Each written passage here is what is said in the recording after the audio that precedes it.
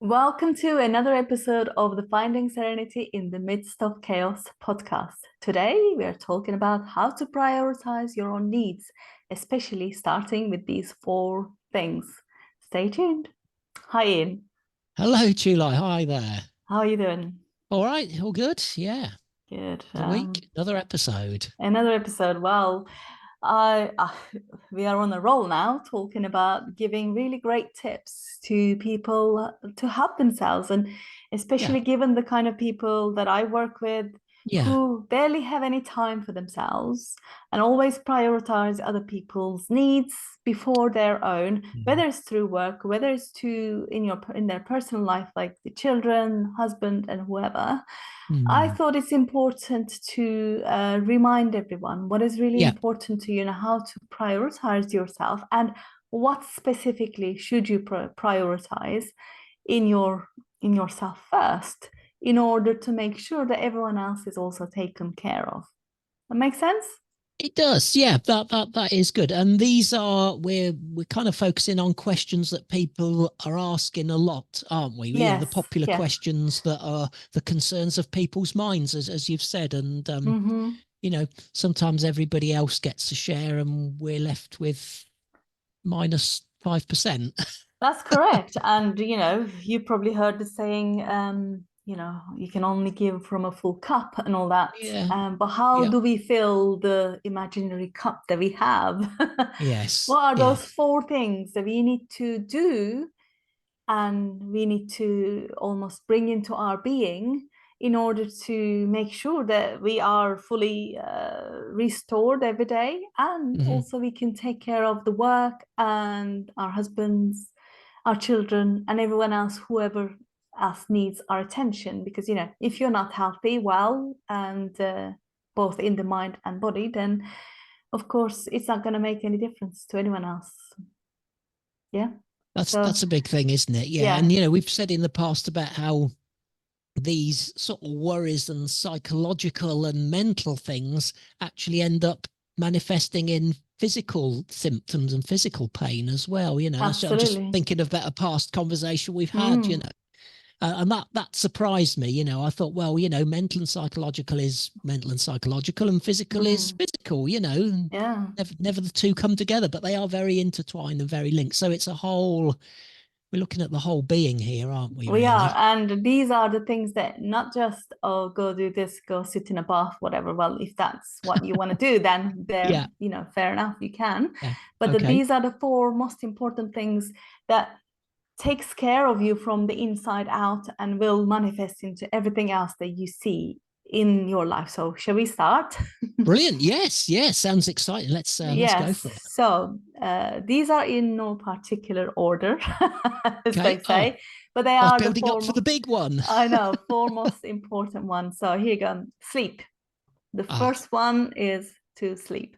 This Oh, is makes a big difference. big difference, extremely overlooked. And or if you've had a small newborn baby or Mm. early years baby, you'll know Yeah. what that sleep deprivation looks like. Or if you Oh, are like one of these people who constantly worry and wake up in the middle of the night and not go back to sleep easily, you also will know what sleep deprivation will do to you during the day. when my son Daniel was just in the first 3 weeks, I had off work to just be at home for 3 weeks. I'd get up at 2 in the afternoon, go to the kitchen. When by the time I got there, I had forgotten what I'd gone into the kitchen for, just for being so tired and sleep deprived. So, Yeah. yeah, I've experienced that myself. Mm. And it's okay maybe for a few weeks, and it's okay when you're younger. But none of us are getting any younger. As you get older, your body is a way of dealing with uh, sleeplessness is gonna Mm. obviously worsen. So make sure you get enough sleep, whether it's 8 hours, whether it's 6 hours. Your body clock will know, Hmm. but 6 to 8 hours is recommended by the Yeah. experts, and Okay. not just the amount of sleep, but the quality of the sleep. And that's Yes. what we're Yeah. going to get to in a sec. Okay. The quality of the sleep, what affects your quality of the sleep? How was your day? How active you were or not? And when did you eat your last meal? And Mm. what were you doing an hour before you went to bed? All of this comes into play. And of course, we're not going to spend our podcast talking about how you should sleep well, and you can Google that and have a look. But it's important to remind you right now that if you're on your phone between 8 and 10, it's not going to be very easy for you to go to sleep. And even if you are asleep, you're going to be very restless in your sleep. I was waiting for this one to crop up, Chilo, because I'm thinking I'm going to score pretty low on this one, and you've got me straight away on the phone thing there. There you go. Yeah. Daniel, who I was just talking about, who was 3 weeks old at one stage, is now 18 years old, and it's forever telling me, no, daylight light, as he refers to it, an hour before bed, and there's me on my phone in bed checking a few last things, switch off, and then expect to go to sleep. So at least I don't charge my phone in the bedroom anymore now. It stays downstairs, because that's another thing, I think. You should be extremely proud your 18-year-old son is telling you this, as opposed to the other way around. Well, yeah, that's right. Yes, he's parenting the old man now. Yeah. So that's it. So take care of your sleep, and everything else will take care of itself, because fantastic. your sleep regulates your hormones, just like in babies. It stimulates the growing hormone. It also restful hormones that are being released, especially between 1 and whatever time at night. You have to benefit from them when you're in a deep, nice sleep. So. Wow. So that really is important, isn't it? It really is important. Kind of really have started with a very important one here. Because the next day, what's the sleep deprivation going to do? Next day, you're going to be very cranky. You're going to want to keep drinking coffee to, stay awake or whatever. And that just has got knock-on effects. And I hate it. It's awful. So you can look up the after effects, but sleep is important. So that was number 1. Great. Number 2 is nutrition. Is feeding your body from inside out. And here's Daniel will love you. Yeah, here's the other. He's so into nutrition. Yeah, go on. Here's the other knock-on effect. If you don't sleep well, if you're already feeling down, some of the feel-good hormones that are released by the sweet things that we have and all these junk food and whatever, your body is going to crave for that. Yes. Because your tiredness is trying to deal with that. And then the hormone is released, but it's going to be then very short-lived. Then you're going to keep wanting to do that. And it's just the whole knock-on effect. Nutrition is important. You have to feed your body with the good stuff, especially the gut bacteria, all of that. Again, we won't go into any of that stuff right now. But the important thing is to feed yourself with great stuff. Good proteins, good carb, a balanced diet, not just all this living on coffee or living on sugar or whatever. Find a balanced diet that works for you, or work with your nutritionist. But the nutrition is important throughout the day. It's like feeding your mind, like you wouldn't feed your mind with bad stuff, you wouldn't feed your body with bad stuff either. But we do that quite a lot because of this lack of sleep. Then it kind of feeds into that, isn't it? Yes. Yep. Okay. So it's a bit of a vicious circle they're fighting against. That's kind of one bad thing leading to another bad thing then, really. Absolutely, the bad sleep leading to the bad nutrition. And so we're not really winning at the moment, Chula, but I got a feeling it'll be all right in the end. And if it's not all right, it's not the end. So the other one is exercise. Exercise, of course, this doesn't mean they have to go to the gym every day. This doesn't mean they have to lift weights or whatever. Like I said, whatever the exercise works for you.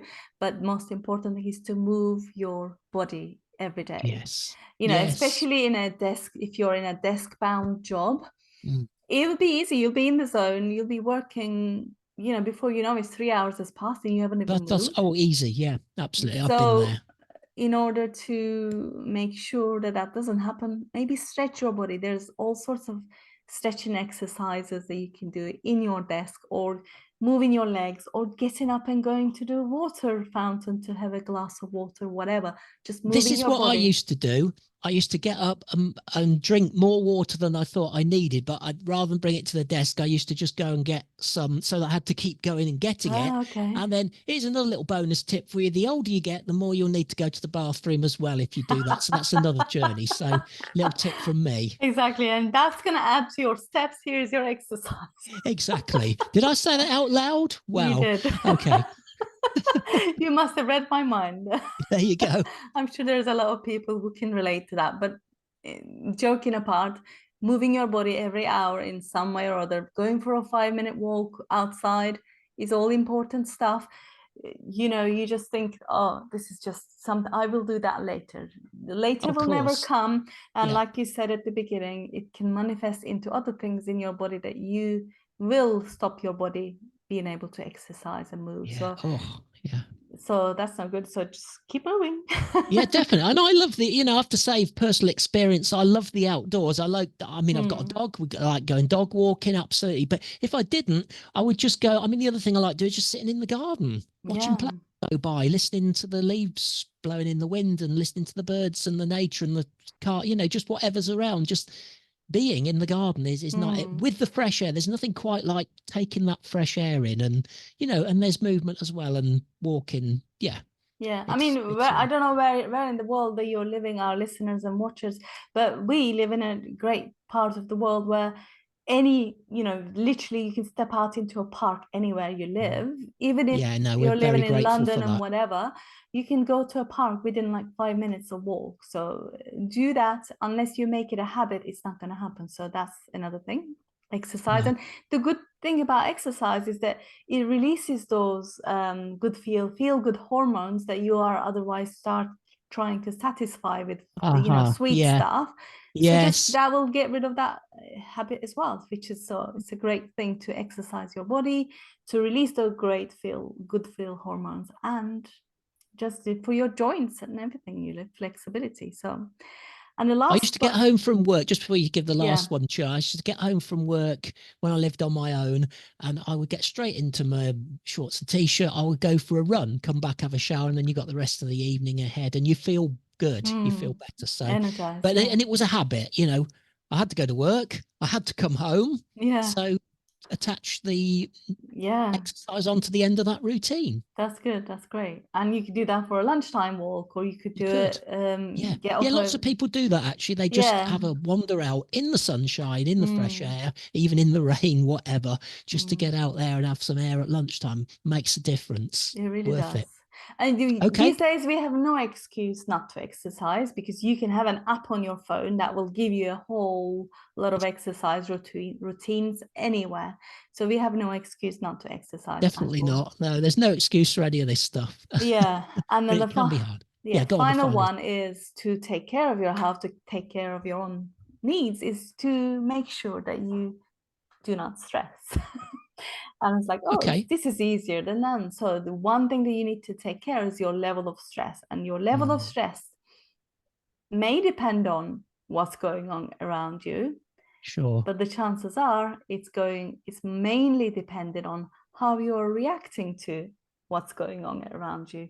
About 4 years ago, when I used to do these Facebook lives, we spoke about a point about how to deal with stress. Hmm. It's not about this what the situation is per se. It's about how we are perceiving, interpreting, and putting meanings on and dealing with that situation in that any given time. It So makes sense because that's our reality, isn't it? What our yeah. perception of that is. And, Mm, uh, we've talked about truth and things, my truth, your truth. Is there only one yeah. truth? But reality, then perception, Mm, 60 different people can have 60 different perspectives and takes on one truthful reality, if you yeah. like. Yeah. So, yeah, it is.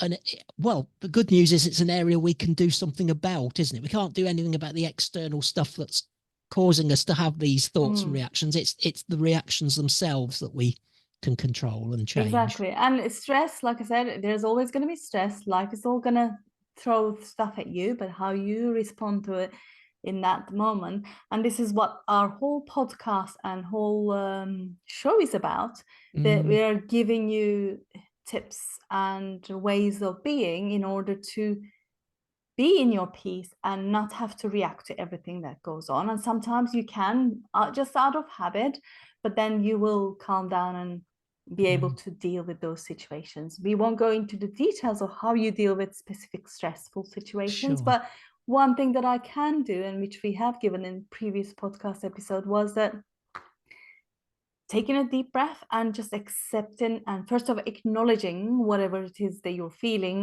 whether I'm stressed, I'm anxious, I'm frustrated, I'm angry, whatever it is. Yep. And taking a Yep. few more deep breaths, but I accept it and I let it pass me. I can deal with this. I've got this, or whatever it is that you get to say. It's just taking that few moments in itself is going to calm your nervous system down and focus you on in that moment to be able to deal with it. Whatever it is, because you can deal with whatever comes in your way. It's just getting stressed about it is not going to help. And last week we talked about worrying and how to combat those things.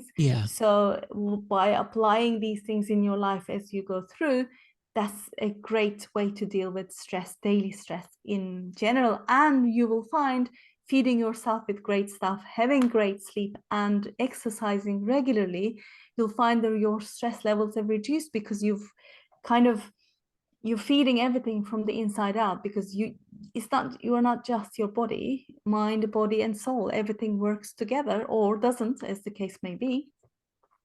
So that's important to make sure that they all work together, and it's in your hands to deal with this. Yeah. Excellent. So that's fine. Now, I was going to say, last week we were both struggling with our memories a little bit on something, but I've used a little memory trick. I think I can summarize the 4 things that we've presented today. Can I have a go? And then you can correct me. You have a go. Sleep, nutrition, exercise, and dealing with stress. That's great. Yes. There you go. I just used a simple method of remembering there. SNED. It's just a stupid word that means nothing. SNED. SNED. Sleep, nutrition, exercise, and dealing with stress. SNEDs, if you like, dealing with stress at the end. Okay. There you go. Interesting. That's a great way to remember. I just wrote them down this week. That was a lot easier.